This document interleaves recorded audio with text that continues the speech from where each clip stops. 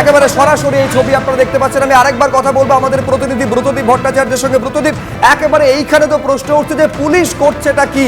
গতকাল যে আশ্বাস পুলিশ দিচ্ছিল যে 2 দিন আমাদের সময় দিন, কিন্তু সেই সময় তারা এই যারা বিক্ষুব্ধ গ্রামবাসীরা তারা দিতে চাইছিলেন না। কিন্তু এই অবস্থায় প্রশ্ন হচ্ছে পুলিশ করছেটা কি? কেন এই পরিস্থিতিকে শান্ত করতে পারছে না পুলিশ?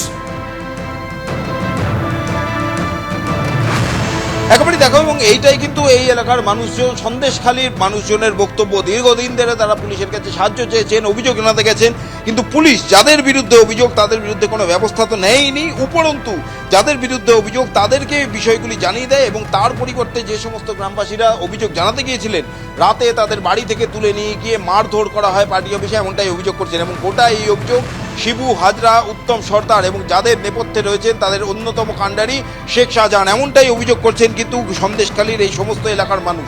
আমরা গত 2 দিন ধরে দেখেছি সন্দেশখালীতে তারা থানা ঘেরাও করে পুলিশের বিরুদ্ধে এই ক্ষোভ জানিয়েছিলেন যে এতদিন ধরে পুলিশ কোনো ব্যবস্থা নেয়নি, অথচ যখন মানুষজন রাস্তায় বেরিয়েছেন তখন পুলিশের বিশাল বাহিনী এলাকায় আসে এবং থানার সামনে তারা জড়ো হয়। বিভিন্ন যে সম্পত্তি রয়েছে শিবু হাজরার সেগুলোকে বাঁচানোর জন্য তৎপর হয়েছিল, এবং সেখানেই কিন্তু মানুষের আরও ক্ষোভ। এবং তারা স্পষ্ট বলছেন শিবু হাজরা, উত্তম সর্দারের বিরুদ্ধে দীর্ঘদিন তারা অভিযোগ জানিয়েছেন। গতকালও তারা একটি অভিযোগ জানিয়েছেন, শ্লীলতাহানির অভিযোগ হয়েছে, কিন্তু তারপরেও পুলিশ তাদের বিরুদ্ধে কোনো ব্যবস্থা নেই। সব থেকে উল্লেখযোগ্য বিষয় সুপ্রজিৎ, যে একেবারে যেরকম শেখ শাহজাহান 5ই জানুয়ারি যখন ইডি তার বাড়িতে হানা দেয়, তারপর থেকে শেখ শাহজাহান যেমন একেবারে অন্তরালে চলে গিয়েছেন, শিবু হাজরা, উত্তম সর্দার তাদেরও কিন্তু একইভাবেই কোনো হদিশ নেই। অর্থাৎ বুঝতেই পারছো একই কায়দায় কিন্তু এই যে তাদের যে নেতা শেখ শাহজাহানের মতন শিবু হাজরা, উত্তম সর্দার তারা দুজনেই বেপাত্তা। তার শিবু হাজরার কোনো ফোনেই তার সঙ্গে যোগাযোগ করা যাচ্ছে না। শুধু শিবু হাজরা একা নন, তার যারা অনুগামী, যাদের বিরুদ্ধে এতদিন অভিযোগ ছিল যে এই সন্দেশখালী এবং আশপাশের এলাকাগুলিতে যারা রাজত্ব চালিয়ে গিয়েছে, তাণ্ডব চালিয়ে গিয়েছে, এলাকার মানুষের ওপর অত্যাচার করেছে, সেই সমস্ত অনুগামীদেরও কোনো খোঁজ নেই।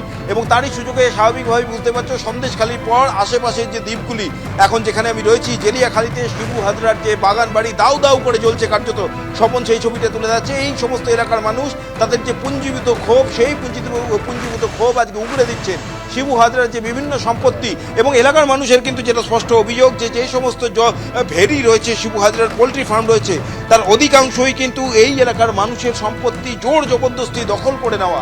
আমরা এই অভিযোগটাই বারবার করে স্থানীয় বাসিন্দারা করছেন, তাদের জমি দখল করে নেওয়া হয়েছে, একেবারে চাষের জমি কেটে ভেড়ি বানানো হয়েছে। কিন্তু শেখ শাহজাহান, যাকে 35 দিন ধরে খুঁজে পাওয়া যাচ্ছে না, শিবু হাজরা, উত্তম সর্দার কোথায় গেলেন? এই প্রশ্ন তুলছেন স্থানীয় বাসিন্দারা। গ্রামবাসীরা তারা তাদের ক্ষোভ উগরে দিয়েছেন আমাদের প্রতিনিধির কাছে, শোনাবো। সন্দেশখালীর পর জেলিয়াখালী গ্রামে শিবু প্রসাদ হাজরা তার বিভিন্ন পোল্ট্রি ফার্ম এবং মদের দোকানে ভাঙচুর চালায়, আগুন লাগিয়ে দেয়। গ্রামবাসীরা এই মুহূর্তে আমরা দেখতে পাচ্ছি রীতিমতো উত্তপ্ত পরিস্থিতি, এবং গ্রামবাসীদের অভিযোগ তাদের উপর হামলা চালানো হয়েছে।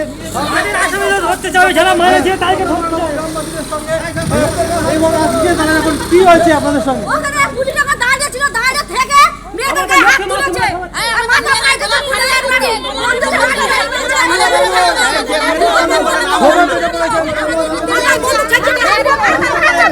শিবপ্রসাদ হাজরার গুন্ডা বাহিনী তাদের উপর হামলা চালিয়েছে, এমনটাই অভিযোগ গ্রামবাসীদের। এবং এই মুহূর্তে পুলিশ গ্রামের এক প্রান্তে দাঁড়িয়ে রয়েছে এবং পুলিশের সামনে তাদের মারধর করা হয়েছে, এমনটাই অভিযোগ। এবং সেই কারণে তারা এই মুহূর্তে ক্ষোভে ফেটে পড়েছেন এবং বিক্ষোভে উত্তাল সন্দেশখালীর জেলিয়াখালী গ্রাম।